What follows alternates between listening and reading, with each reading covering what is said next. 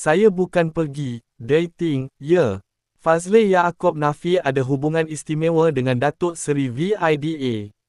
Sebelum kita melangkah jauh, yang belum lagi subscriber, apa kata anda subscriber dan tekan butang loceng untuk notifikasi video selanjutnya?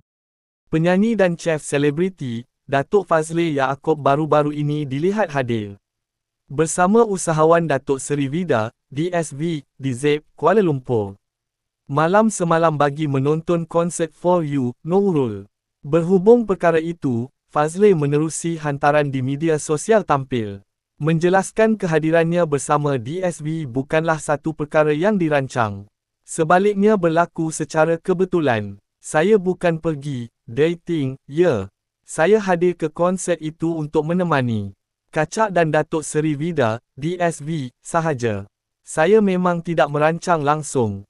Tetapi, anda semua tetap tidak percaya, kan? Katanya yang turut menafikan dakwaan dia mempunyai hubungan istimewa dengan DSV.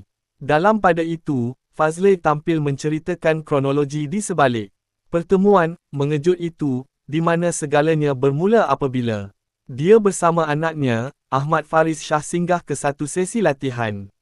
Semalam, saya dan Paish, Faris, singgah ke sesi latihan TTMM. Setibanya di sana, saya dimaklumkan bahawa Datuk Seri Vida dan Datuk A. Aida merancang untuk menghadiri konsert Nurul pada malam itu. Namun, secara tiba-tiba Datuk A. Aida tidak dapat pergi kerana mempunyai urusan keluarga. Jadi, saya dijemput oleh DSV untuk menggantikan tiket yang ada itu, jelasnya.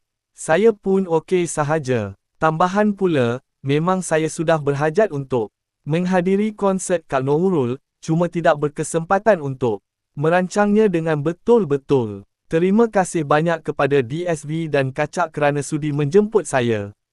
Memang hebat betul suara Kak Nurul, tuturnya.